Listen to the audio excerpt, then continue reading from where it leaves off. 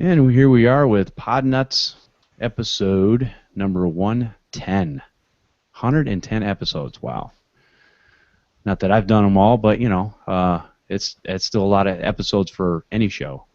So as soon as I check the feed, we will get started.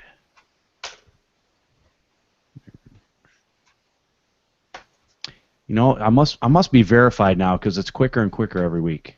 It's awesome. All right.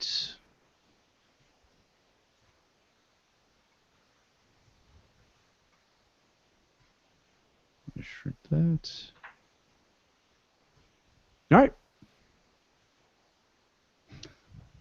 All right, so here we go. We're going to go ahead and get started. Welcome to Podnutz, the Computer Repair Podcast, episode number 110. I am Jeff Halash. This is our live call-in show for computer repair techs. The call-in number is 1-888-697-0162. Let me introduce the co-hosts. We have none other than Marvin Bee from mbsystems.net. How you doing, Marvin? I am good. Good.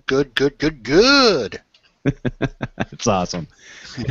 And also joining us today, we have Paul Nelson from swflmits.com. How you doing, Paul? Doing great, Jeff. Just busy as usual. Yeah, aren't we all? And yeah, especially during this time of season, it seems like when people have emergencies, it's a big time emergency, and they want it done before the holidays, and they want it done yesterday. Yep, and you know, in this industry, sometimes we kind of work in the inverse of the normal crowd. So when they're off and they're out of the office is when we can come in and do our work. So. Right. Yep. A lot of late nights, a lot of weekends, right? So, not the normal 9 to 5 job, but hey, that's what makes us money, right? All right. So I think we're gonna start off the show. We have one email and one voicemail, and let me go ahead and read the email. And this is from Mr. Wiz IT. Says, I am an IT tech and listen to your technician podcast. Brilliant. You tackle so many issues that I encounter with clients. I am a one-man band. When you work for yourself, you always think you're the only one encountering these problems. Great show. Thank you, Mr. Wiz. We appreciate it, and thank you for the feedback. And that's awesome. So let's go into our voicemail. Hey, Jeffrey, it's Kerry Holzman. How are you, man? I haven't listened to the podcast in a while. It's been so busy.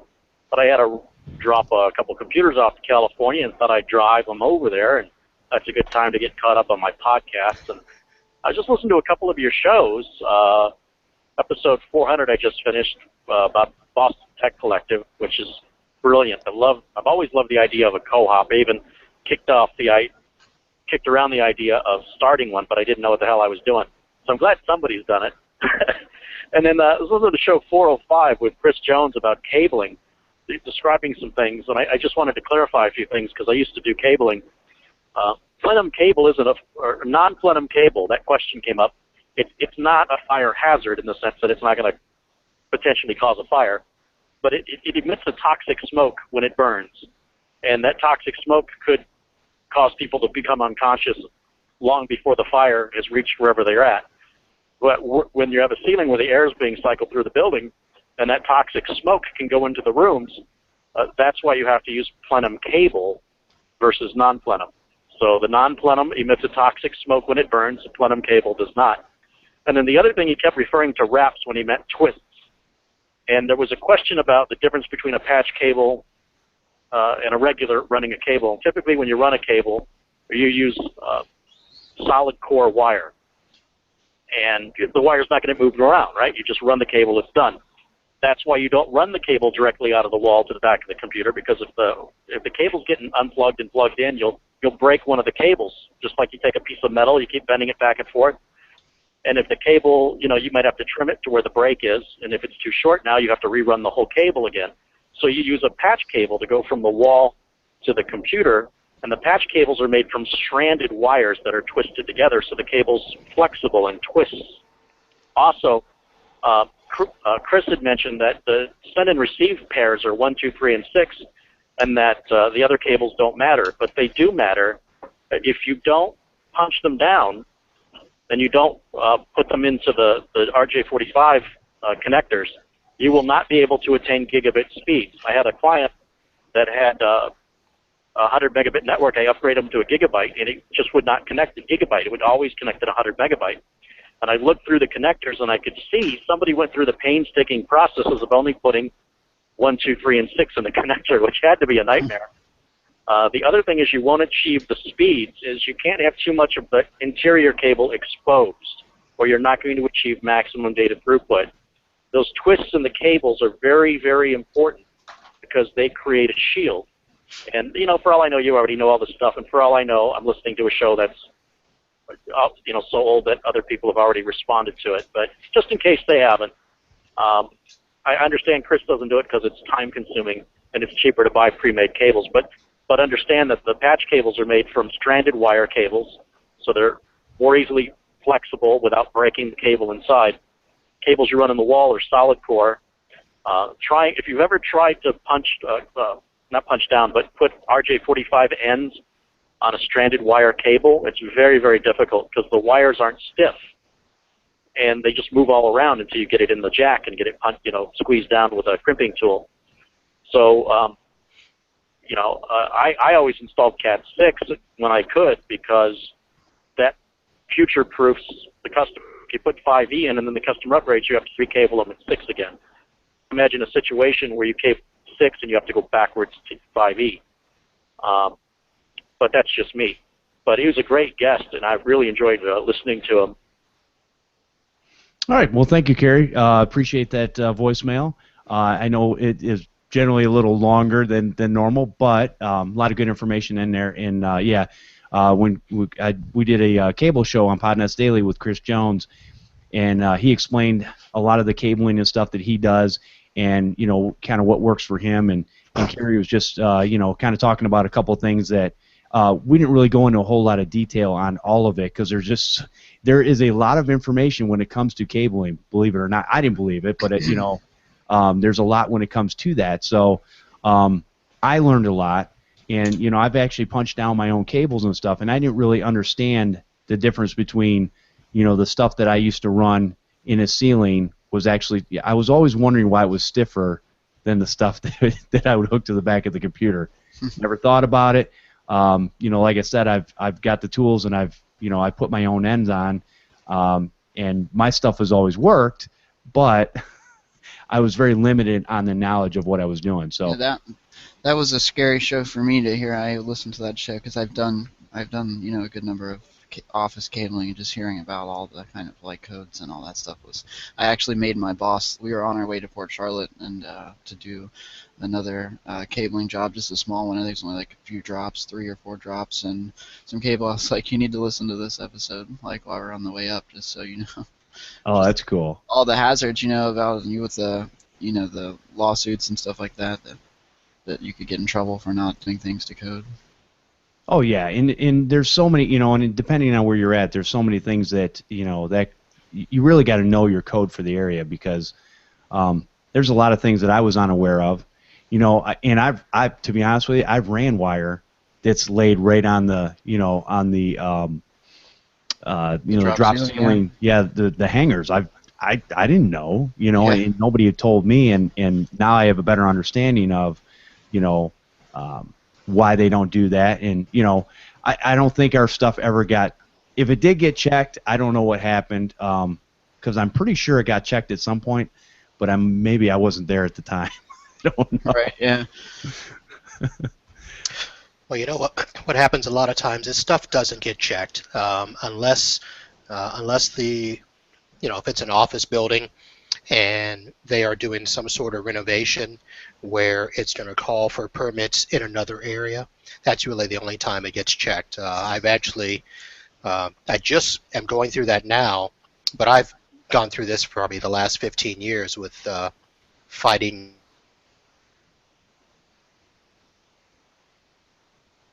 Oh, did we lose Marvin there? We might have lost his connection there. It looks like he's frozen. Comcastic? Yeah. Well, I'm on Comcast too, so Me too. Yeah. I'm still doing pretty good. It's got to be that. It's got to be that the warm weather down in Florida. Anyways, I'm sure Is he he'll in be Florida? back. I'm in Florida too. So. Yeah. But anyways, yeah. So a lot of good information there, and really appreciate Chris's insight on a lot of that stuff. And I'm glad he got a couple emails from people saying how they had learned something new, and I learned a ton just interviewing him about cabling. So. That just goes to prove that we can always learn. And the day that you think that you don't have to learn anything else is the day you might as well just lay down and say, I'm done. Yep. That was like probably one of the first things I learned from my boss was crimping Rj45 and the pairs and how to the order that they go in. I remember that being kind of like my first lesson. And it's always it's never fun. Trying to get those little tiny wires. Yeah, and one of the last jobs I did, I went down by myself and I had to wire. It was maybe like a 24 port patch panel, and I did it. I just sat in the closet with a chair. I was listening to Podnutz actually on my phone while I was, because there's 8 pairs of copper. There's 4 pairs, 8 copper wires per Cat 5, and if you're wiring. I think we had 16 to 18 drops that were already ran through the ceiling, so they were all just kind of hanging down in that MDF, and you had to sit there and just, undo them, each one, and wire them into the patch panel. I think it was like something like 180-something little copper wires that you had to fit in those channels overall. Wow, that's a lot. And your hands, like your fingertips will start to get like worn down just from like undoing all those pairs of copper wires. Yeah, that's a lot of work. I think that's one of the reasons I never really got, involved in a whole lot of that stuff. I think I would rather. Marvin's back. There's Marvin. You guys hear me? Yep, we got you. All right. I don't know what happened. Lovely stuff. How much when did I cut out? I don't know. All I saw was this. Yeah. You were talking about stuff you're going through over the last 15 years, or stuff you're having to go through now with renovations and stuff that people are not. Stuff is not always checked, but sometimes stuff you're doing. Yeah, actually. A lot of the businesses that I've worked with, they don't really want to follow the code, and they just want to do what's cheapest, what's quickest. And there's so many tech companies out there that have come and gone with regards to the cable business because they don't do the codes. And just it's a job that's ongoing, but one of my clients is expanding, and they just did one side of the office where the company did not deal with any codes, and there's cables all over the place. It's basically a big old spaghetti nest in the ceiling, and I've always fought with them over the performance issues of their network. And one of the reasons I got a lot of my tools for analyzing cables was because of those reasons, where if they've got a cable that's performing poorly, then I can trace it in the ceiling and show that it's sitting on top of a fluorescent light or running near an elevator shaft, unshielded, and things like that. I can always say, well, you got to fix that cable. In this particular case, the other suite that we're doing basically from scratch, they have to pull cables, they have to pull permits because they're doing a whole build out. They're tearing down walls and putting up walls. So the city inspector told them that they've got to get a low voltage permit as well. So this is one of the rare cases where we actually got to pull out all the existing cable because it was just a mess, and we could see that it was a mess. So we actually pulled it all out. We're putting in new cable, and it's actually going to be one of the best jobs that I've ever had a company do because we're doing it completely from scratch. Yeah, they call that a rack out, I guess. Yep, the rack out. Yep, the rack out. Very interesting. Okay. Yep. Very cool. Well, there's a lot of good information, and I encourage you guys to go back and listen to anybody that's interested in cabling. Listen to Podnutz Daily with Chris Jones, and he has a lot of good insight of things that he's done over the years, and is really helpful.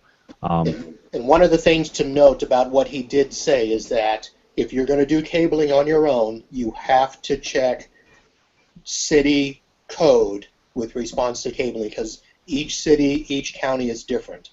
Absolutely. And certain inspectors, I mean, if you're going to have to pull a permit and pass inspection, obviously you've got some places that are pretty lax and you can get away with stuff. Others, you know, they're going to nitpick you on, you had mentioned, Jeff, you know, hanging cable right on top of the ceiling grid. You know, that's one, at least in our area, where we got dinged because one cable was not strapped properly to the ceiling. And it was just kind of hanging loose. It wasn't touching the ceiling grid, but it wasn't in one of the approved straps. And so we had to go back and, you know, it's just that one cable, but it was an extra 2 days that we got put behind. Yeah, and that, you know what, and that comes down to time is money, you know. So the other thing he said that I found very interesting was that, you know, be careful when you bid out a job, you know, because if you think you can go from point A to point B, and that's the direction the cable is going to go, you don't know what obstacles you're going to come into in the ceiling. Right. And so you need to add that, you know, you need to figure out, okay, which direction do I have to go? How do I get from point A to point B to make sure that I've got enough cable in there? Because if you misquote on the cable, that can cost you, you know, thousands of dollars on some jobs. Yeah. You know, so. Well, that's why it's best to, if you can, and it's always preferred, get an electrical drawing, you know, from the contractor or engineer, you know, of the building before you start, because that electrical sheet will give you a lot of information as to, you know, where air conditioning ducts are, you know, the approved raceways if you're going through multiple floors, things of that nature. Because, you know, a lot of places you can't just punch a hole in the wall, stick a cable in through, and, you know, expect to be okay. Right. Oh, somebody has Windows booting up. Wow, we recognize that, don't we? Yes, we do. I'm gonna switch back to my headphones while we're doing this. Okay, no problem.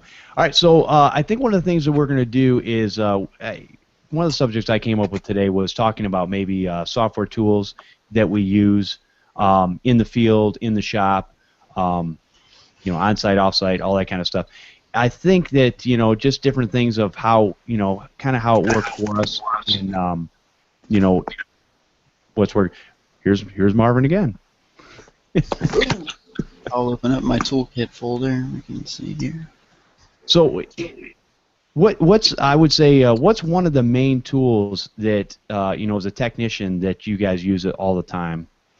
We should probably, it's different between, like, you know, what you're approaching. Like, I have, you know, groups of tools for network administration. There's different groups of tools for antivirus and malware fighting, as well as you know, even email management and all kinds of things. So. Well, let's start off with tools for antivirus or virus removals. You know, what types of things? Number one for me is ADW Cleaner, just because how effective it is and how quick it is. Okay. So that's definitely one we pretty much use on every single cleanup that ever happens anywhere. Now, and let me ask this: do you guys have a process put together of tools that you run, or do you just kind of make it up as you go?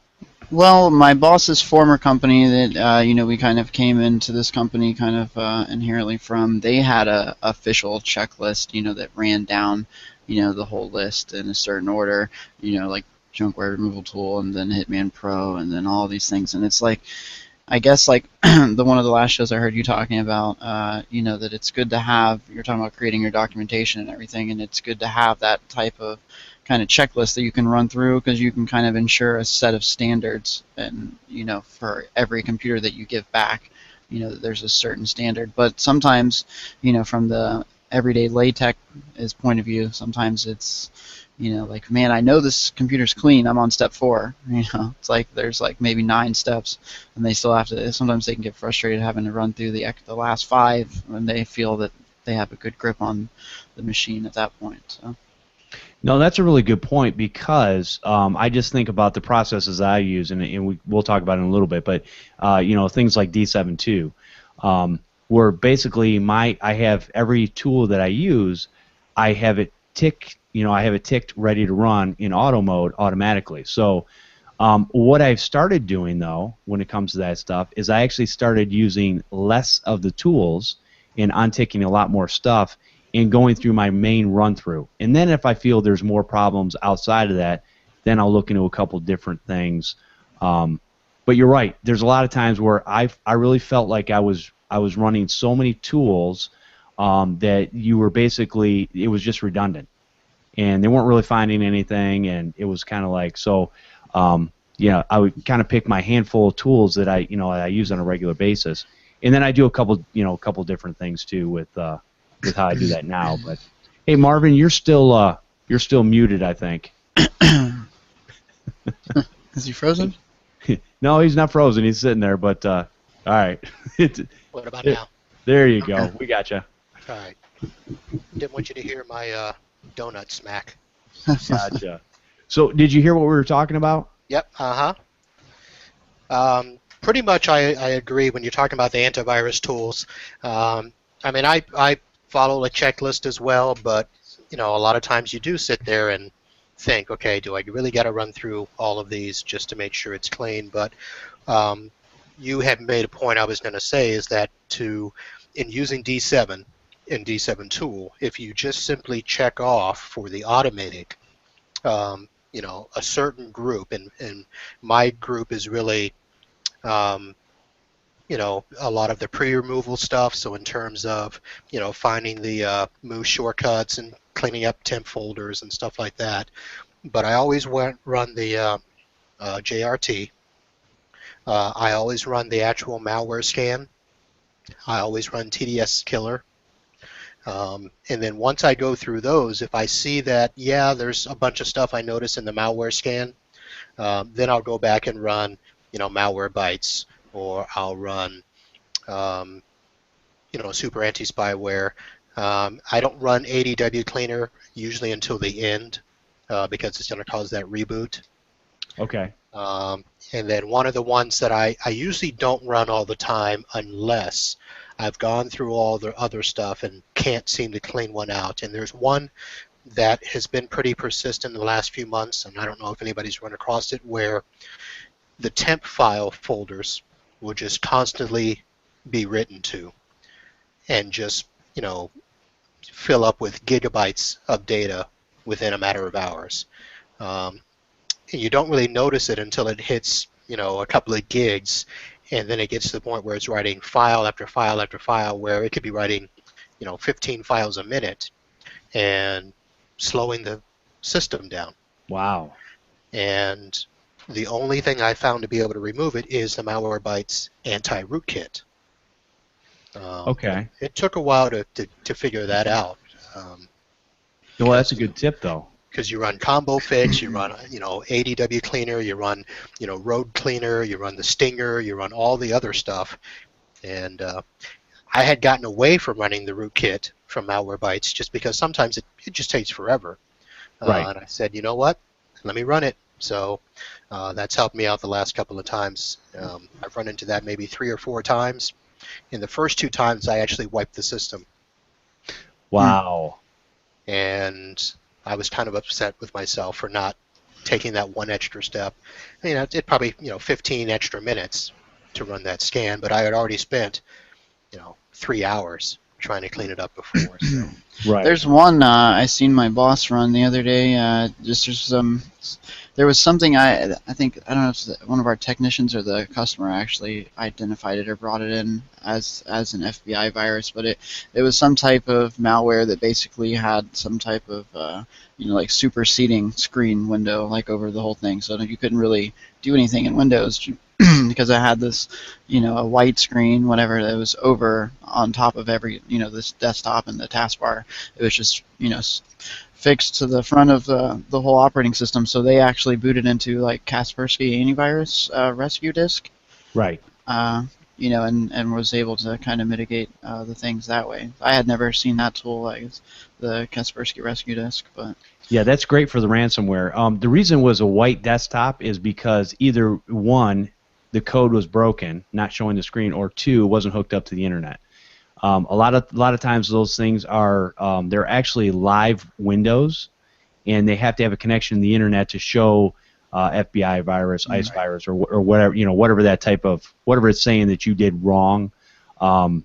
So yeah, usually when you have those unhooked from the internet, they're just going to show a white screen, and it basically blocks you. Now the problem I've had with I've done several virus removals this week, and the problem I've had is that basically whatever is in the system is almost like it's kind of like a ransomware of sorts.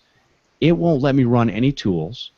I can't run any executables. So what I've actually been doing, and I know Steve Cherubino, and there's a lot of different people out there that have talked about doing this, and it was never my number one thing to do. I actually went back and I did system restore, and I took it back probably at least a month, sometimes maybe only a few weeks, whatever. I just want to make sure that I got past whatever that thing was, and once I did that, I went in, I ran a few of my scans, system was clean.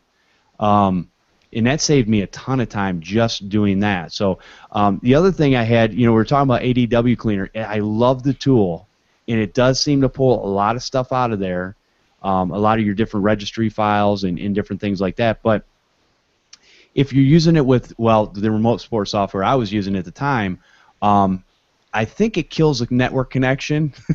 So I actually had to call my customer back to log into his, into the computer to get the remote support software I've seen started. Combo Fix do that. I don't think I've ever seen ADW do that. But It was weird. It just happened to me a couple days ago, and I'm like, well, I might not run that anymore. I had one that was a terrible instance of that. I picked up this computer from an office building down south of me, and they just described it as being slow. And I'm pretty sure, I don't know if I remember looking at it when I got there, but I didn't see anything that would indicate that the computer was offline or off network for any reason. At the time, I took it home and I used I didn't even hook the workstation up to the internet at all at home. Just used all offline scans. Really, just kind of manually optimized it up. And I remember running Combo Fix on it. And when I finally took it back to hook it up, this computer just would not join their network. And I didn't know from when I picked it up whether it was even on the network when I picked it up. Was this been operating on their internet? Because there was some flaws in their network to begin with, but they weren't paying me to be there, as a network engineer.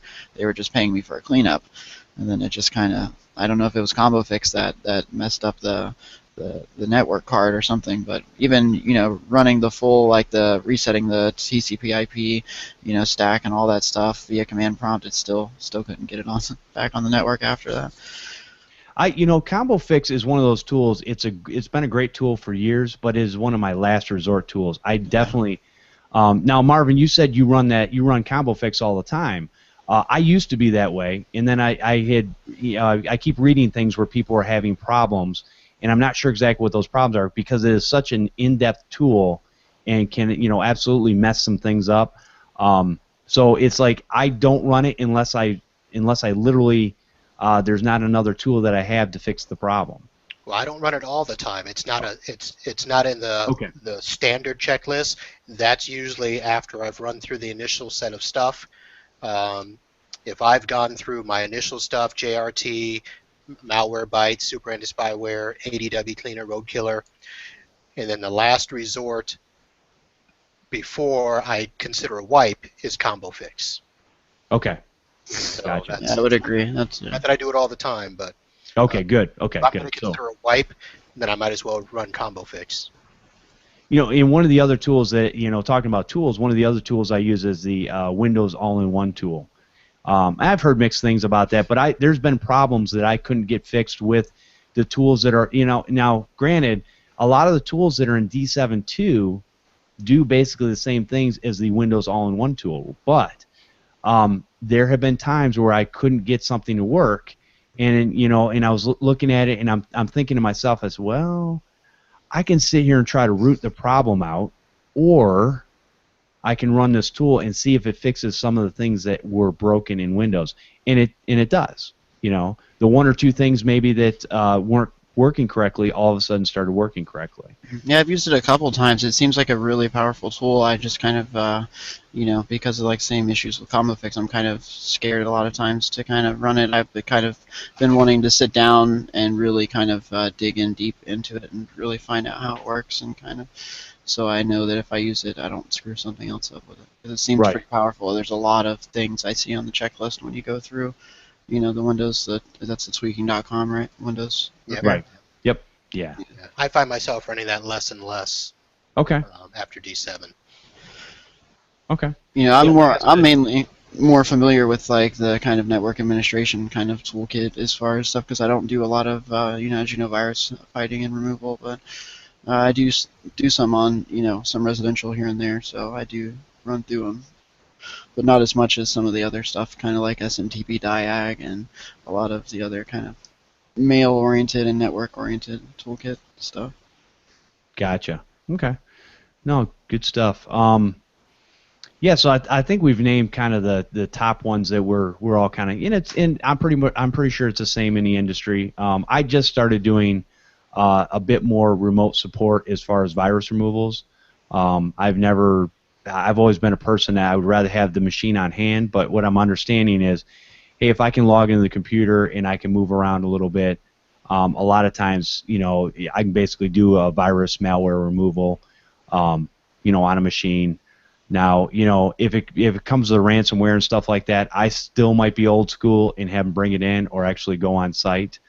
But, that's just one of those things that, you have to weigh what's worth your time. So, I'm definitely trying that more and more and seeing how it works for me. Any other tools that you guys absolutely... I'm looking up. This is my boss's. Their old.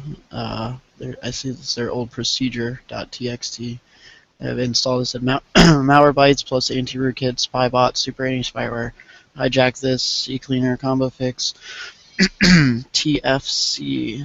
Not sure what that stands for. Temporary file cleaner. Okay, so ADW cleaner, JRT, rogue killer, and then Hitman Pro, and then it shows last resort.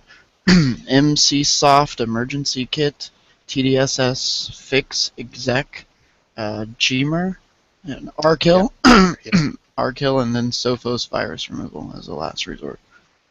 Okay. Now I used to kind of be that way where I would run. And now are in that list? Do you run all those tools or you just? This was like a procedure list for their bench techs at the old company, and I guess that they. Wow.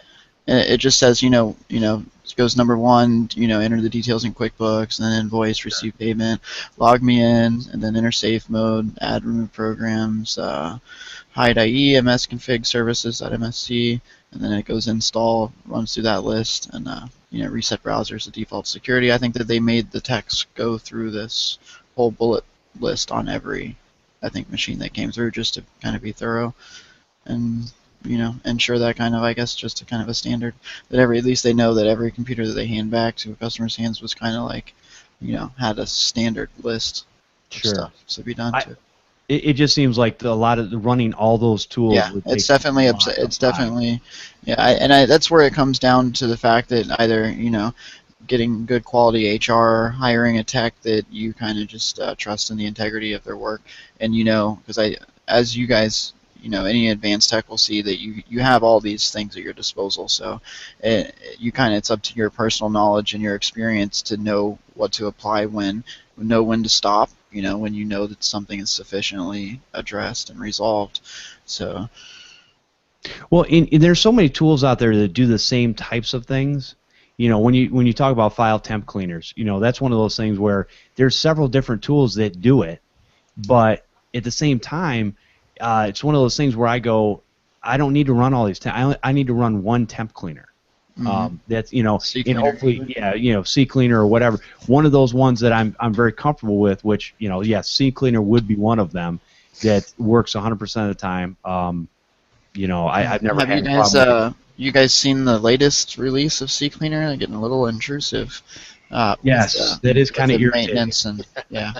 I've been telling the techs and people I see, like, the first thing you do after you install CCleaner now, unless I usually install like an old install version of it, but go immediately to the options and the maintenance page and uncheck all that. Like, I don't need you constantly running in the background to analyze my temporary files. Yeah, and there's a couple things that you can do. You can, I believe if you run D7, if you run it from D7 to in auto mode, there's an auto function one where just you don't check any boxes or anything. You just hit it. It's basically a portable version that just runs through, cleans temp files, all the kind of regular stuff that we do. You don't have to do it manually, so it's not going to put CCleaner on there. And I've heard other technicians talk about, do we really leave all these tools? Do we leave any of these tools on there? And I used to leave CCleaner on there and show the customer, hey, here's what you do.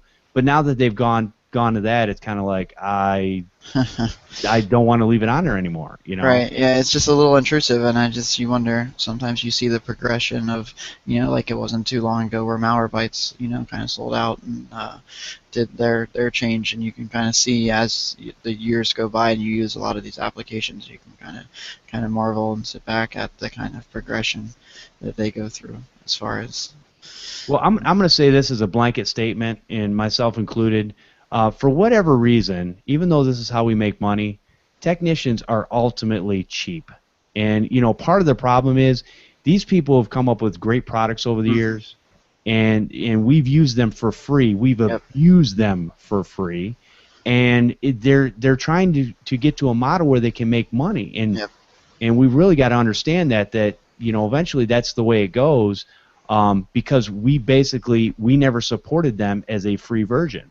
And I will say this. I hope that as tools and different things come out in the future, I would hope that some of these companies would, make a tech version that somebody can buy one license and that they can use it all the time.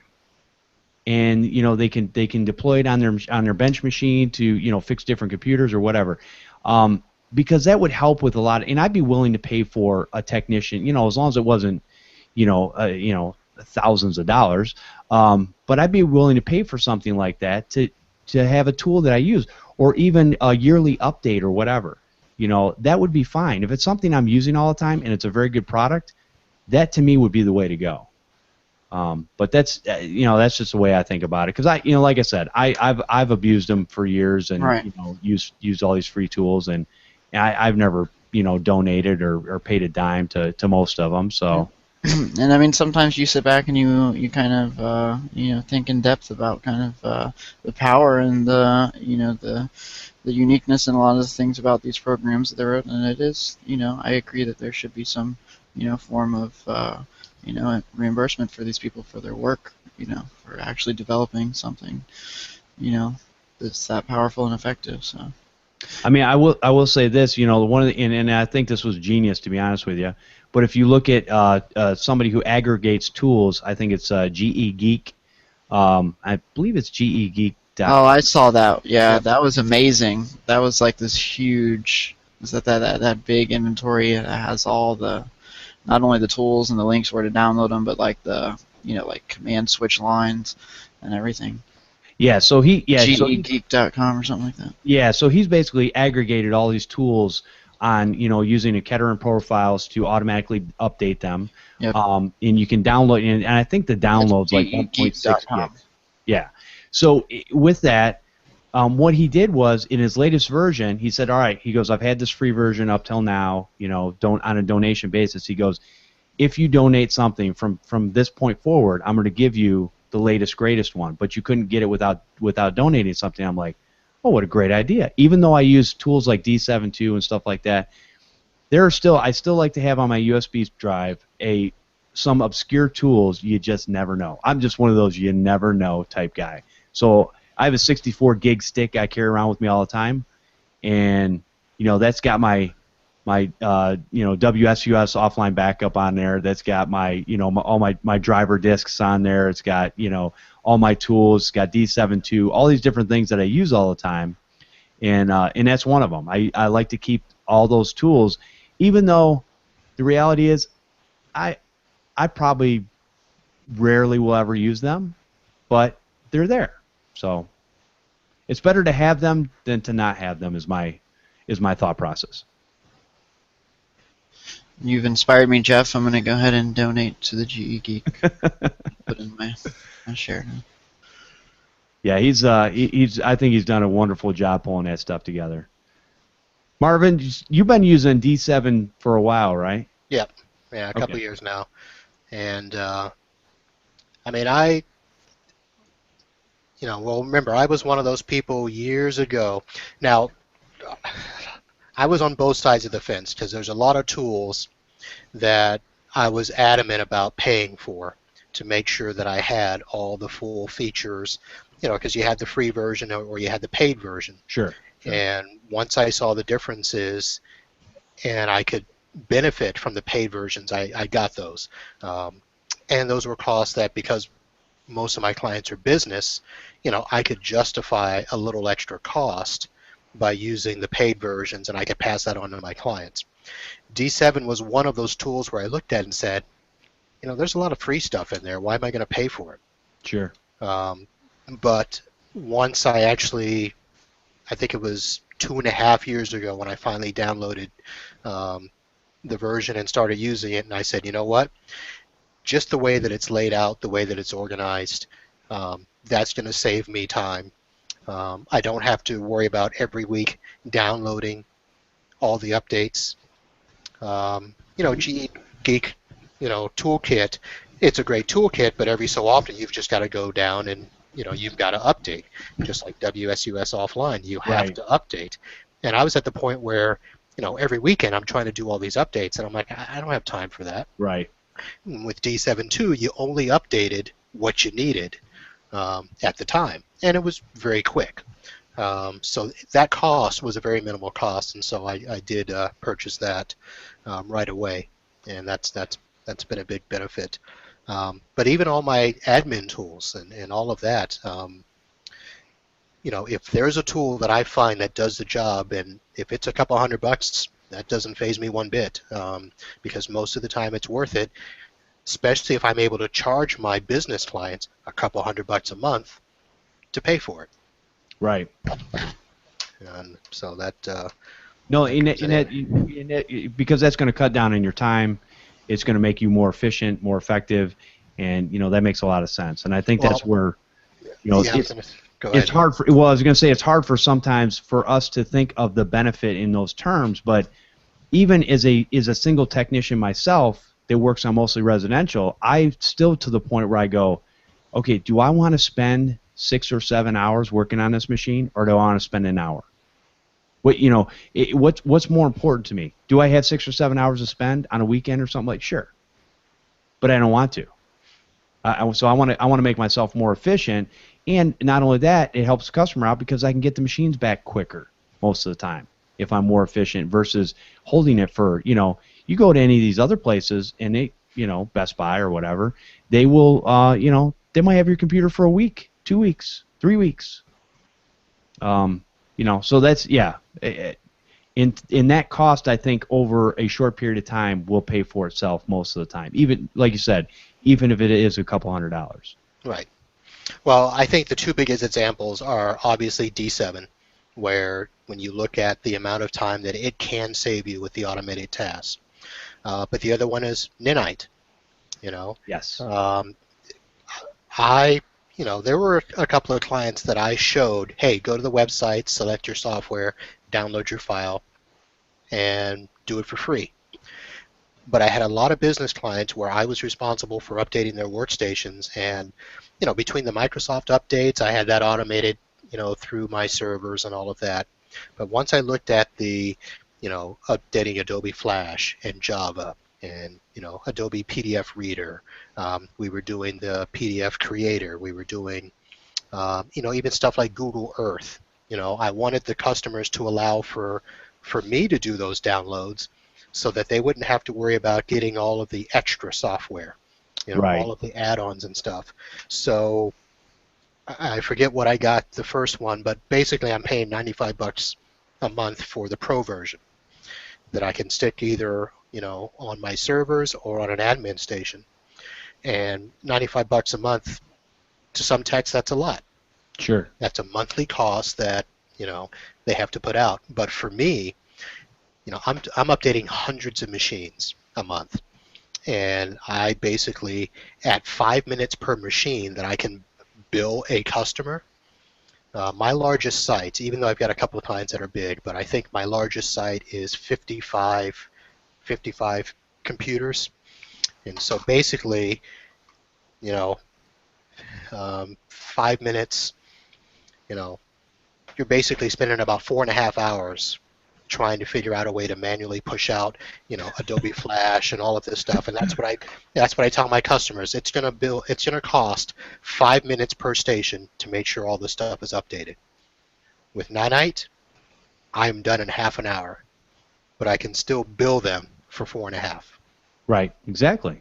So, So it saves you time, and and not necessarily. I mean, but it also makes it convenient for them too, because it's done. it's huge. Yeah. Well, and it can happen in the background. They Right. don't have to stop working. I don't have to get on their machines and kick them off. I don't have to have them leave their machines on at night. Basically, I've got a time during the day where sometime either just before lunch or during lunch or after, I log in, all the machines are on, I select the network profile, I select all the software to be updated, hit go, done.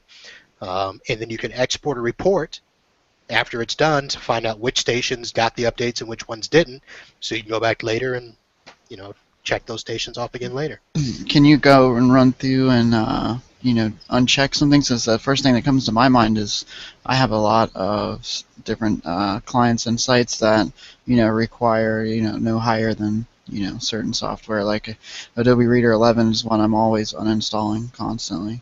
Oh yeah. Basically, what you do is you have to tailor it for each client, but you basically have your list of the stuff that gets updated, and you only check what you want to update. So if you're doing an actual install, Are we talking about the Nanite Pro? Yeah, the Nanite Pro. And how much is? I can't remember what the cost came of. That's It's, one that we've been considering. Well, the version I'm on the Nanite Pro, I've got. And it's per month. It's per month. Wow, yeah. I've got my license allows me to update 500 machines per month.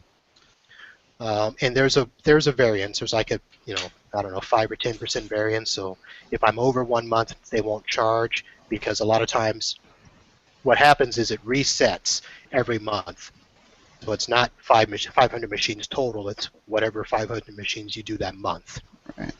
So if you don't do a client that month and it's 40 stations, they come off the list until the next time you update them. So where is here? Account settings. Yeah, because that seems like, I mean, that seems like even 500 stations, and you said it was like $95 a month. You're saving yourself a ton of time. Everything monthly now, though. I wish I could just buy this. Yeah, here it is. It's if you work on 1 to 100 machines, it's $20 a month. 101 to 250 is $50 a month. 251 to 500 is $95 a month, and then 500 to 1,000 is $185 a month.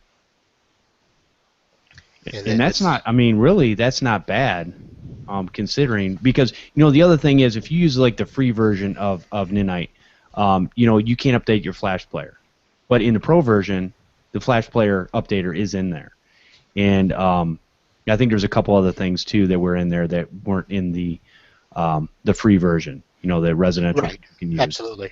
Yeah, and to go back what you were asking me with about can you uncheck certain versions. I've got a client where they're using TeamViewer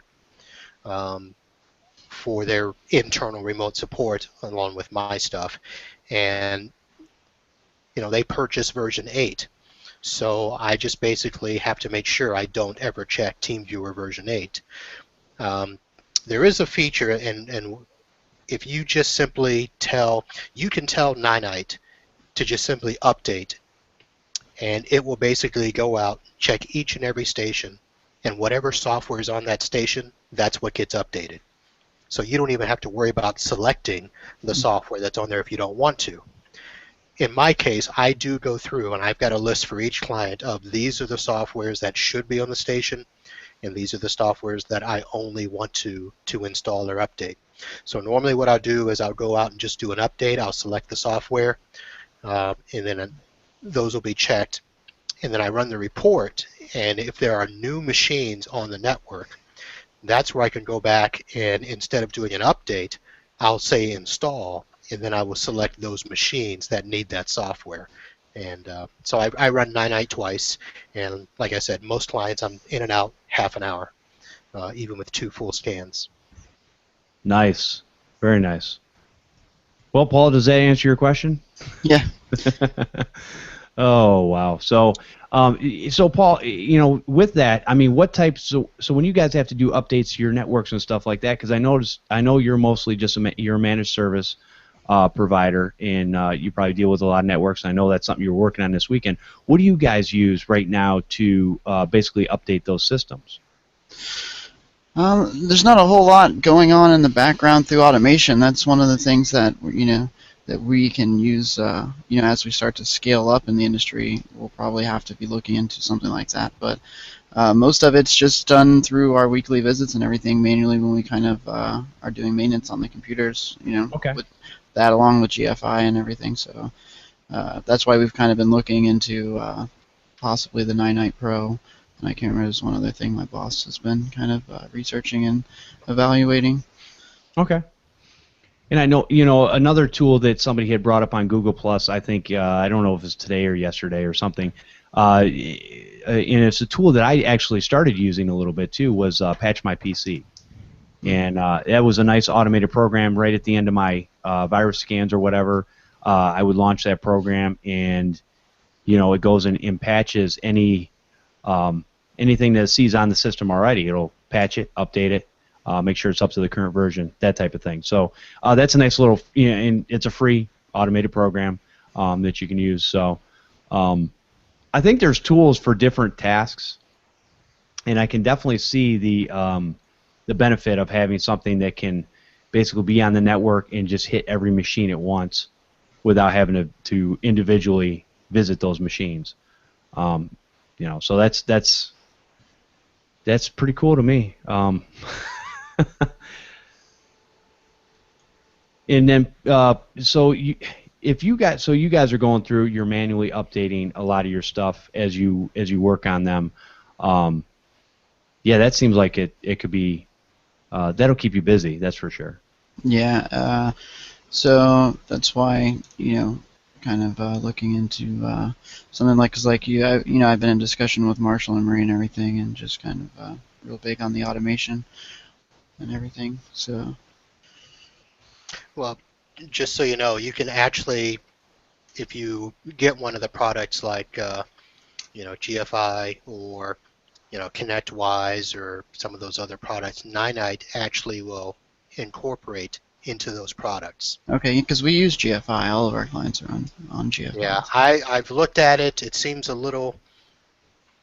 I mean, basically, it's all script run and everything, and I haven't gotten to the point where I've wanted to do that, but Really? So, I mean, we were just recently kind of going back and forth for the acquisition of my boss's former company, and they use LogMeIn, something that they pay like $25 a month for, and they can just kind of put as many computers as they want on LogMeIn access. But since I'm only familiar with this company, and since I've been on staff with this company, and since we've kind of been building it up over this last year, we've always used GFI. So that was probably one of the first things that I learned to do for this job. So just kind of wondering, I'm like coming from always only knowing GFI. I just wonder like what kind of things you do without it, like do you just kind of like mix and match a bunch of different things? Because like that, like we use it just for the take control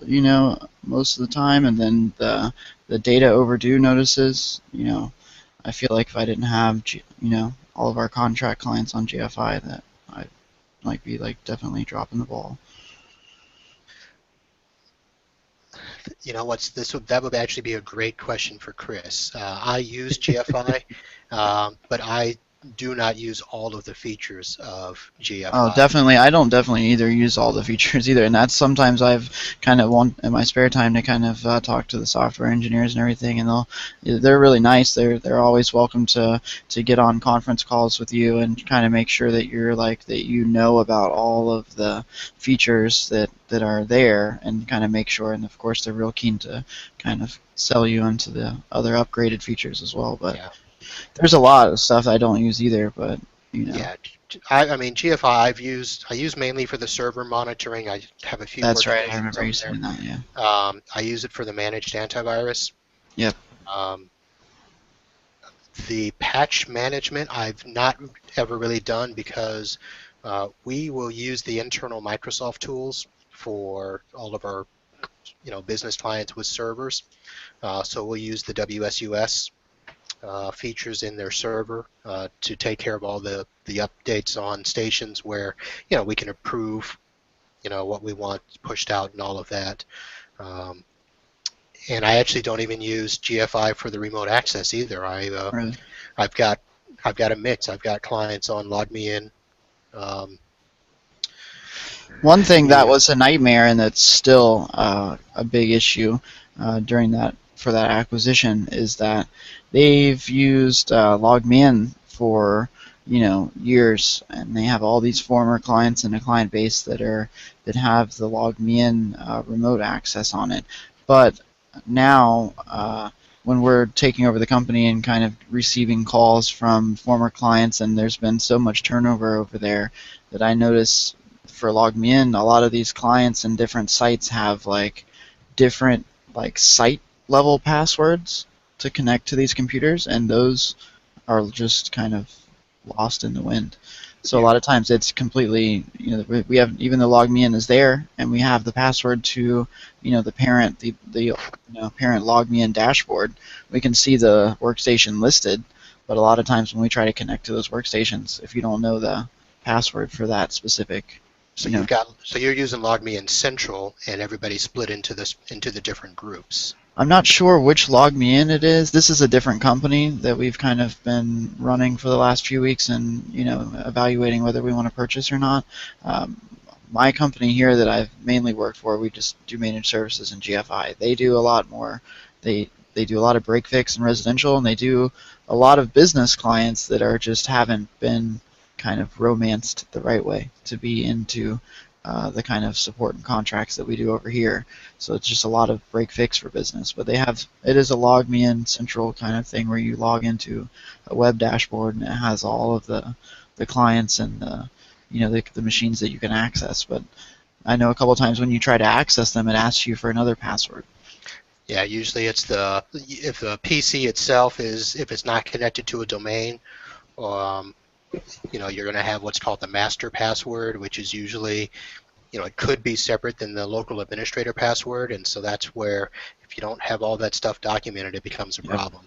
Oh, wow. So now it's like the LogMeIn's on all those computers, but we can't connect because Right. there's no way for us to figure out which password that the technician that was installing the LogMeIn at that time put as the specific, little machine level password. I don't even think it's not a password that it's asking for anything to do with Windows or a Windows account. It's just basically kind of like, I don't know if you know, for TeamViewer, I recently have had a couple incidences where we've kind of came on and contracted with a client, and they had some affiliation with their business or their franchise company with some in-house IT stuff, and I've received some kind of frantic calls from people that were up north somewhere, and they were the IT department for that company, and because we had put TeamViewer on through GFI, that it basically somehow cut them out of being able to access the way that they, even so much as having one guy told me one time that if he doesn't figure out a way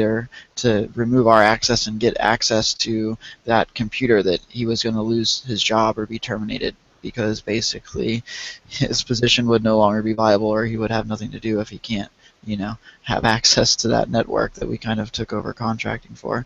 But there's an option, even with the TeamViewer 9 host install that happens with GFI, you can actually go into the options and add like a specific like user passwords. Like you can just add another password, say like put on there Jeff and then 1234. Then you can actually give somebody the take control ID, and then they can use their specific password to still remote in. So it's the same way that those log me in is. It's like it's something they've been installed and added with like a little like password that's only a password to get to that machine on that log me in list. And it has nothing to do with the your log me in ID or password or that computer's Windows password. And it's just some arbitrary password that was set for the access of that machine, and it's just kind of lost in the wind. So. Wow. And I'm talking about like there's like hundreds of computers and machines on their log me in dashboard. And just like I don't know. I think maybe one of the technicians had a LastPass or some type of password vault thing, and then just through all the turnover, that was just lost. And now.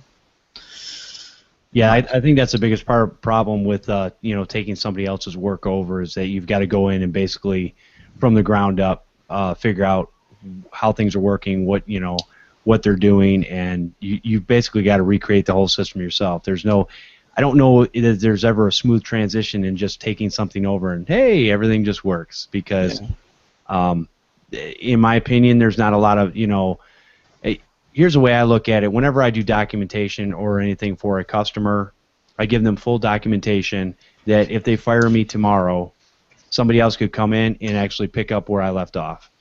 A lot of technicians don't do that because they're afraid for their jobs or whatever. I mean, it's, each to their own, but that's just the way I try to, do my business. Hey, if I'm not doing the job that you want, then, you're going to find somebody else, and that's fine. I don't have a problem with that. So. I do that to a degree. I will give them all the stuff necessary to get into their network, the admin passwords, router, switches, stuff like that. But when it comes to the remote support software, because we use so many different ones, we don't give them absolutely everything. Usually what I do is I give them the admin password, and I say, look, whoever you get to come in after us should be able to do anything they need to do with this password. Right. So, there you go. And if they can't, then that's where you need to get somebody else. Right. Although routers are a big deal. We use SonicWall, and a lot of the SonicWall are tied to our global management appliance. So a lot of times we'll have to take them off our appliance, and then we'll transfer ownership to the new company. Gotcha. Okay. So that's a little bit of work that needs to be done, but for the most part, that's usually it. Well, in going back to that, you made a valid point because if I'm XYZ company and I'm using a login software or a remote support software, that probably should not even be kept on the system afterwards, right? It shouldn't be. I mean, when it's transferred over, absolutely that stuff you should put your own remote software on there that you're using for your company. Right, which we do, and one of the things, I was going to mention this earlier, we actually have several different remote options between LogMe and TeamViewer. We actually utilize our own remote support box by a company called RHub, where I have a little, router-like device where, we do our own remote support. So if none of the others work, because we'll go into companies a lot of time where they'll have LogMe in already there, and sometimes they're using it for themselves, or sometimes it is for another company. But until they tell me that they're not using that other company anymore, I don't mess with their remote software. I'll put ours on in addition. There was something I saw really nifty in some type of article that there is actually built-in remote. You can use the Windows remote assistance. I guess if you hit the start key and you type MSRA, it's like that's pretty cool. I haven't actually tried it out yet, but you can just kind of send somebody an email invite. Yeah, that's great for the on-demand. But it gets a little tricky with that. Sometimes it doesn't always work behind firewalls and right. That's when you have a problem. Yeah, if your firewall's not configured right, you're gonna have a problem actually using that RDP protocol. So but the RHub device that we've gotten has, that's probably worked, wonders, 99%. If somebody else, already has LogMe in or TeamViewer, and they go, hey, do you want my information? I'm like, no, I'll send you a link. Here's our support, and we can leave that, for now, and I can have it also automatically uninstall as soon as we disconnect, so that way they don't have to feel like I'm leaving something behind in their system. Absolutely. Yeah, I agree with that. You got to have those systems in place. And it's not like antivirus where you can't have more than one antivirus running at a time. With remote support software, because I've done it where I've went in with TeamViewer, using the GFI interface, and then I basically installed my instant house call, and I go from there, and get in the machine, and I'm like, wait a minute, I'm logged in. And it doesn't mess with anything. It's amazing. It's like, wow. Yeah, it's kind of like, Inception or something. I've been kind of seeing how many layers deep you can go. Like, just do this big revolving circle where you go from, like, your office to your house, and then from your house to, like, now I'm in Captiva, and then just kind of to make this big circle. And you can see, like, how many layers of remote desktop you can go down. That's very true. Well, I was going to say one of the other tools, that I use that we didn't mention, and we actually they advertise with us, is that the Repair Tech USB tool, and I have used that in some cases where I can't get into a machine, because they have what's unique about their tool is it has a pre-boot environment where you can plug it in using a USB stick, restart the computer. It'll do, it'll check the hardware real quick and make sure the hardware is running correctly, and then it'll go through, and if you want, you can run a quick antivirus scan, and a lot of times it can eradicate certain viruses and stuff like that before you even boot into the system.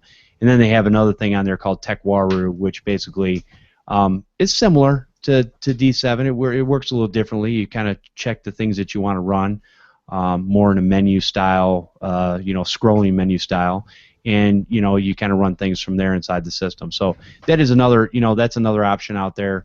I think that there's a lot of different tools that people can use, and it's really what you get comfortable with, and what you learn to use and how you learn to use it.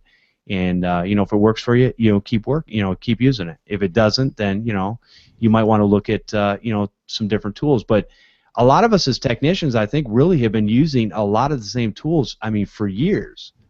There's tools that I'm still using, that I remember using back in the early 2000s, and, just for, minor things, but they still work, because the Windows operating system is still, the base is pretty much, even though a lot of people, maybe don't like the GUI, the base is pretty much the same. Not a whole lot has changed with that, I don't think, over the years. You guys agree? Yeah. Totally agree. Yep. So, well, I want to mention a couple of other things, because I know that we talked about we've talked about all the usual suspects. Yes. For for a lot of the stuff that we do. But one of the things I wanted to mention just a couple of other network tools, and I know that even if you don't do networks full time, some of these tools I think do come in handy. One of the ones I wanted to mention is at naticus.net. I had mentioned Event Sentry, Jeff, a couple of weeks ago. Yeah. That I use for some of the server monitoring and stuff like that. And actually, one of the, I think it was the owner, actually sent me an email thanking me for mentioning his software. But he mentioned that they've actually done a bunch of updates. So I went back to their site, and one of the things that they did was they made one of their tools absolutely free. That used to be a paid version. And it's called Auto Administrator. Okay. And that used to be a tool. It used to be free for up to 3 computers, where if you needed to, push out stuff, it would only let you do 3 computers at a time. And if you wanted to do more, you'd pay for that. Now the entire package is free, and most of the stuff that you'd use it for, are going to be things like if you want to change the local administrator password on network computers, if you want to shut down and reboot, all the computers on a network or just one computer, things of that nature. So I wanted to mention that product. I mean, I've used that for years. And actually, I had stopped using it because of the paid version, because I wasn't, I could use some of my other tools to do some of it, but for a free tool now, it's great. Oh, very cool. Yeah. Very good. Yeah, if you could do me a favor too, some of the tools and stuff that you mentioned, if you get a chance, send me those links in the email. Okay. Yeah. That way I can add them into the show notes so that people can get those, get that information on that stuff. One tool I like a lot, I use a lot, is Angry IP Scanner. Kind of show which hosts are live on the network, and kind of get, if you just you're trying to RDP to something and you forget forget its IP address or something, you can kind of pop that on to it'll give you which IP addresses are live on a certain subnet, and then it'll tell you the host name. You can tell, like, oh, that's a printer. The printer's at .225 and the server's here. Another thing my boss likes to use a lot of times is, I think it's like Radman Advanced Port Scanner or something, that you can basically run the port scanner and it'll tell you what ports are open. Oh, that's a very useful tool. Yeah, because you want to see where you've got either open holes or traffic coming in and coming out. So usually on any type of singular incident or case, normally you can use canyousseeme.org, where you can just go there and type in the port number and it'll tell you if it's open or closed. Gotcha. Very cool. Well, hey, I think another, if you're talking about web-based stuff, you can also go to grc.com. Which is Security Now, Steve Gibson, and he has his port scanners and stuff on there, which are free. And you basically go to the website, click the little start button, and it lets you know if things are open or closed, or if things are open but maybe there's nothing moving through. There's a bunch of interesting tools there that I've done to check my systems and actually lock them down a little bit more than where they're at. Yeah, Shields Up. There you go. Shields Up. Great free tool. Is there any other tools that we could probably go on for hours, I'm sure, and talk about tools. Any other things, Marvin, that there's tools you want to talk about? Yeah, there's tons. Probably the ones that I use the most, if we wanted to pare it down. I think I mentioned a few shows ago, Hyena. Yes. Hyena. Systemtools.net. It is a paid-for tool, but it's a one-time cost. And again, that is a fantastic tool for managing networks and workstations, and there's a ton of stuff I do with that. And then another tool, Network Administrator. It's through a company called IntelliAdmin. And they actually have several products. I use a bunch of the others, but Network Administrator is another tool that, again, if you're trying to do certain things to multiple stations at a time, it really comes in handy. And it can do stuff as, for instance, I've got clients where we've got to lock down USB drives. For security reasons, so I can basically, with one stroke, lock down all the USB drives on all the stations, and then if we need to open one up, I can just simply select that station, open up USB temporarily, close it back up. It'll do things such as, setting default documents for the new Word. It'll do, they've added a few things I haven't tried yet, but let me go through here, clean up temporary files. The daylight savings update was huge back when XP, when they changed the daylight savings time and you had to go through and do that. It'll now copy folders.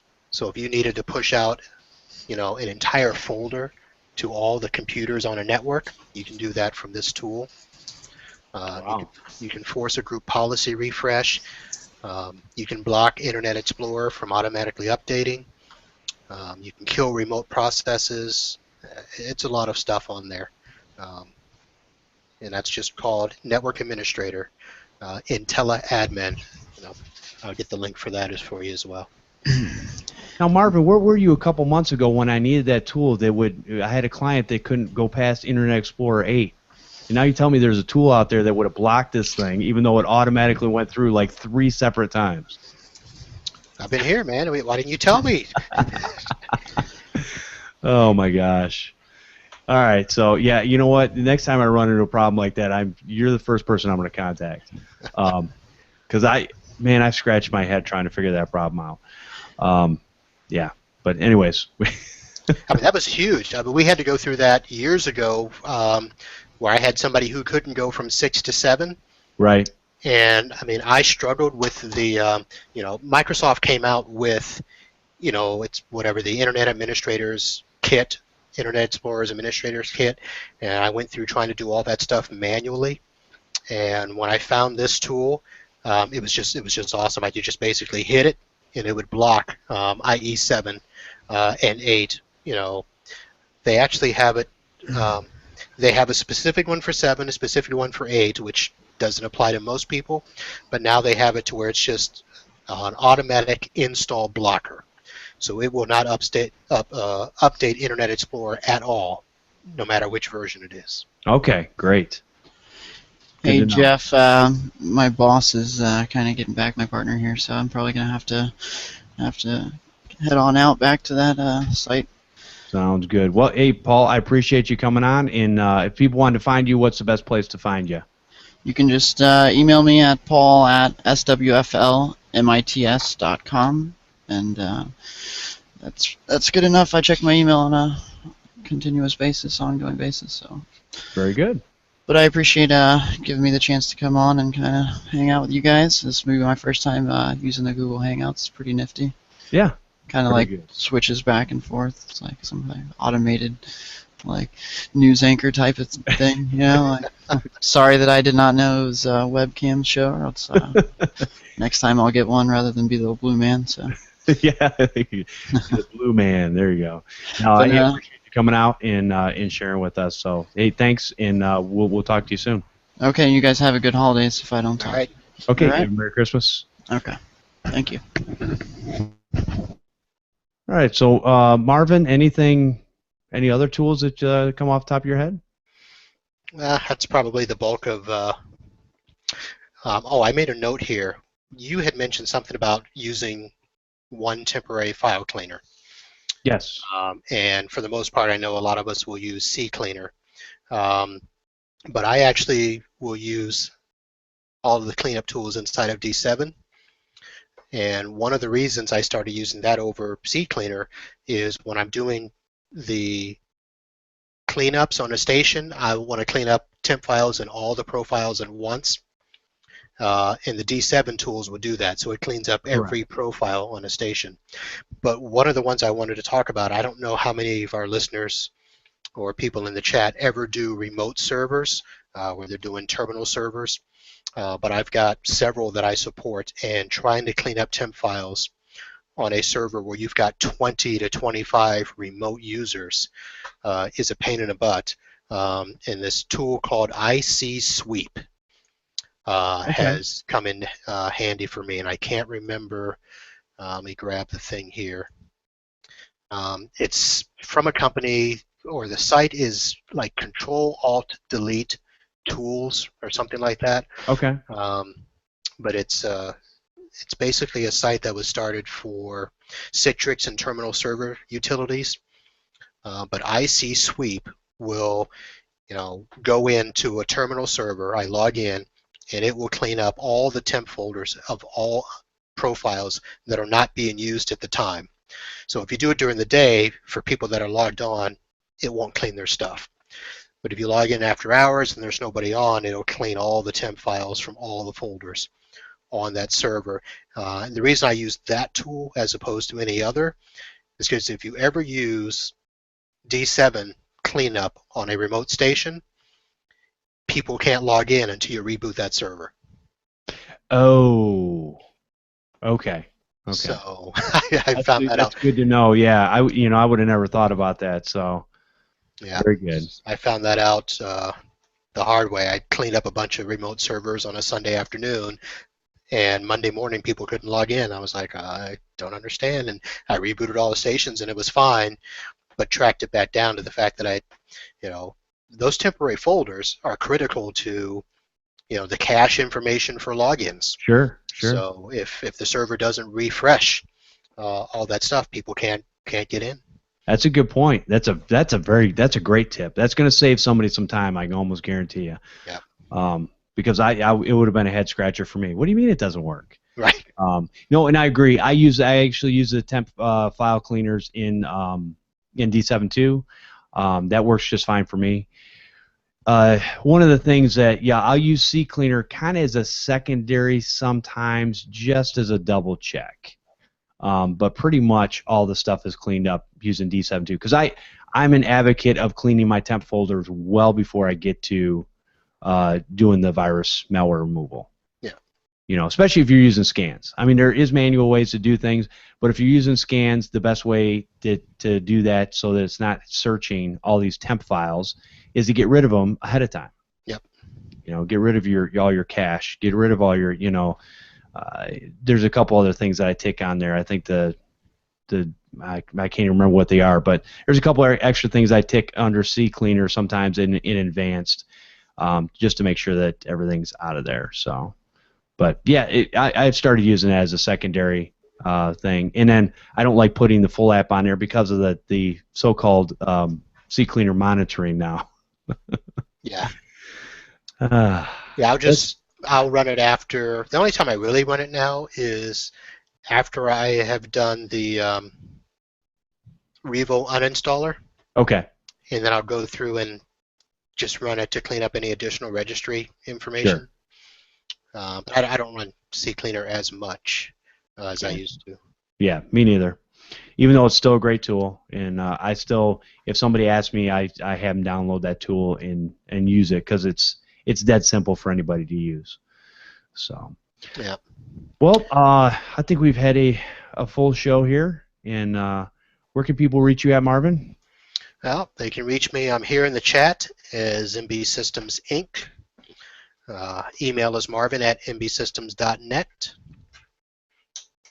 All righty, and I appreciate you coming on the show. I'm gonna have a banner up here someday that I'll hang. So I'll get a banner up there. I'll put my banner down here, so I'll be official. There you go. One of the it's on the list, right? Yeah. Yes. Here's My list is about keeps growing, but we're getting there. So it's a work in progress. Yeah. But I appreciate you coming out last minute. I called you as soon as you walked into the chat room and said, "Hey, can you come help me out?" And it's so funny. My wife was she was asking what we were doing the rest of the afternoon because I'm out of fantasy, so that's every Sunday. But she wanted to wrap presents and do all this stuff, and based on, I said, well, let me check in with the chat guys and see what's going on. I said, and as soon as I got in and I saw that Chris wasn't there, yeah, like, uh-oh. Something's going on, yeah. So I appreciate you, tell your wife I apologize, and I appreciate that, so now you can go wrap presents and do what you need to do. Oh, no, she's wrapped them. I think she was hoping I wouldn't get in the way, so now, okay. I was busy, so she can wrap in peace. Gotcha. That's cool. Well, again, just appreciate you coming out and sharing with everybody. Yeah. And, so the chat was quiet today. People. Yeah, a little bit. I'll tell you guys if you want to, we've got something coming up here in the month of February. I want you to come check out Ken Dwight, the Virus Doctor. He is doing a free 2-part webinar on advanced virus removal techniques for Podnutz on February 4th and 11th at 7 p.m. Eastern Standard Time. If you're not in Eastern Standard Time, I'm sure you can do the calculations. But definitely check those out. If you just want to learn even just one or two things, even if you've been doing virus removals for a long time, I absolutely learned some things in my thought process of how to do virus removals a little bit better. And I'm going to actually take his class coming here, hopefully beginning of the year, as soon as I get a chance and my schedule slows down a little bit. But definitely check out the free 2-part webinars on that advanced virus removal. You guys can also find me on the Google Plus at Jeffery Halash or Twitter at TechNutPC. And if you want, you can leave a voicemail on our call-in line at 1-888-697-0162. And if you're a computer repair tech and would like to be a guest on Podnutz Daily, please email me at podnutsdaily@podnuts.com. The more the merrier. We like to hear people's stories. And if you'd like to feature your product or service on this show, email me at podnuts@podnuts.com. And if you guys could leave us a rating and review over on iTunes, well, I would appreciate it. You can also help support the Podnuts Network. The next time you're shopping at Amazon, go to podnuts.com/Amazon. And at this time of year, I want to wish everybody a very Merry Christmas. And I want to thank everyone for listening and subscribing to the show. We'll see you next time on Podnuts, the Computer Repair Podcast. All right, very cool. Whew. So one of the things I figured out, I think, is I need to... No music. Oh, yeah, no music. No music. That's one of the things I figured out was that if I ever mess up my digital recording, to have that backup, it's a pain when the music's in there. So we're just going to do it, a la mode. No problemo. But one of the other things I figured out too is that I need to probably come up with some topics and do some different things. I'm gonna try to take some time during the week and read around on the internet and see what people are talking about, and come on here and just share with people and have maybe a little more rundown. Because I just think I think we do a really good job, especially with the emails and voicemails that we do get, of having some topics to talk about. But a lot of stuff is off the cuff. So right. But it's all still good information, and again, I learned things from you guys just from hearing you guys talk. So I appreciate that. Not a problem. It is. I just usually will ask just as soon as we start if we have an idea. So I'll try to run back and grab notes or anything, and at least I'm not having to go back and try to figure out what I did for the last week. Exactly. Well, and for you, you probably got so many different projects and stuff going on that it's just got to be, to keep track of it all. And I sit there and go, the next time I work on a computer, I'm going to write down exactly what I did. And 5 computers come through in a week, and I didn't write anything down. So Yeah. Well, I think it would be. Some of the stuff that we talked about today, with the checklists and stuff, some of that's great if you're in a controlled environment. For the guys that have their shops and the computers are coming in and you can follow that checklist each and every time, that's great because you're usually dealing with machines that are either not on a network or anything like that. But for me, I've got my different clients where that checklist is different for each client. Sure. And that's where it becomes hectic for me, is trying to, I want to make sure I put this in all my checklists, but when I go to translate that to each of the different checklists, it just doesn't always apply exactly the same way. But, Sure. a big chunk of it does, so that does help. Being able to run 9.9 or run D7 in a particular way, that really doesn't change per machine. But you know what it comes down to, though. It comes down to, and this is the problem I have. It comes down to remembering. Yeah. Because there's been times where I've shut off a machine and I'm done, and then I go, oh, wait a minute, I didn't do any of the Flash, Adobe Reader. I forgot to do those updates, and that is all because I don't really have any written. I do have written documentation, but I don't print it out. So it doesn't really help, so I'm like I'm really trying to figure out a system where I can, have better documentation that I can, this is what I do every time. I had a hard time, believe it or not, I started using Repair Shopper. When I would get a computer in, I just tear into it, and I go at it. Okay, I'm tearing, I'm going to fix this thing and get it done. I had to stop myself, and now I have to actually log this thing in Repair Shopper, log the customer in, set up their email, do all these different things so that I can communicate with them as I'm going through the steps, Yeah. And that was a hard thing for me to do as a technician. It is. That's one of the reasons. That was another reason why I like D7, is because one of the first things on that audit page is system report. Yes. Or the information report. That's just part of my automated stuff. So as soon as I run, Auto Tools, it's one of the first things it does is it grabs, the system information. I actually do the one where it gets the passwords, especially if I'm dealing clients with Outlook. Okay. Yep. Where we'll need their PST password. I do the last activity view and the installed app list. Okay. So that way, if I'm doing a transfer, if I've got to do a nuke and pave, I'll have their list of software installed that I can call them up and say, okay, do you have the disk for this, for this, for this? And I don't have to remember. I just have to remember that I ran D7. And that's the only thing I have with D7 is that I've got it on multiple devices. I've got it on a USB flash drive. I've got it on a HD portable. And then I've got it on my admin stations at a couple of my clients. Okay. And, so I have to remember, usually I'll email it. When D7 is done, I have it actually, email myself and my office staff. So I'll have all the reports emailed to me so we can remember to file them on our server. But if email's down or it doesn't work, I've got to remember, okay, is that on the flash drive or is that on the Right. drive? I started. I think I've started setting my. I don't know if mine is automatically set up to email reports, but that's a good point because I think I'm going to actually have it do that when I close out. I did. You have to configure that, and I did it so where as soon as I went to shut D7 down, it emailed. Yep. I think I need to do that just so I have some documentation and backup on what was done. The first thing, like when D7 launches, the first thing that comes up is the atomic clock.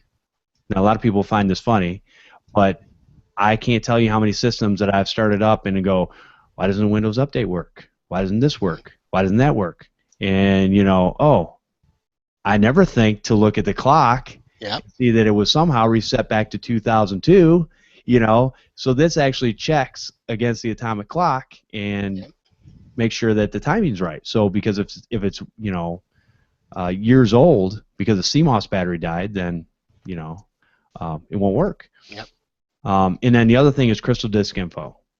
I like to get that initial. If those two things pop up so fast while D7.2 is loading, I like to get that initial. Is the hard drive okay? As far as I can tell, and it's not an end-all tools, but it's a great tool as far as getting that information. Are there any yellow marks or red marks? If there's red marks, we need to shut it down and back up that data immediately.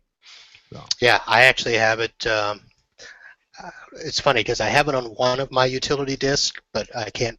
I need to switch it to the others to where as soon as I run Crystal Disk Info, if there's a warning or error on the disk, that emails me.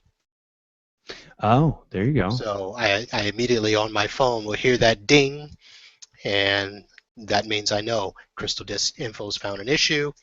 And a lot of times you just save yourself the time of going through the rest of the stuff because you got to repair that drive or copy the data or clone it or whatever. The other thing that I noticed too was that that Crystal Disk Info on a remote sports session actually helps because I can't tell how the computer's running. Right. So if I get an idea right at the beginning of what's going on, then I can go from there. So. Well, that and you can show the customer. Yeah, everything's good, or not good, or everything's not good, and we're in trouble. We need to shut this down now, and I'll be by to pick up the computer later. Yep. Well, I think we're going to go ahead and stop the broadcast. All right. And then we'll go from there. But appreciate you guys coming out, and we'll see you next Sunday at 4 p.m. Eastern. Later.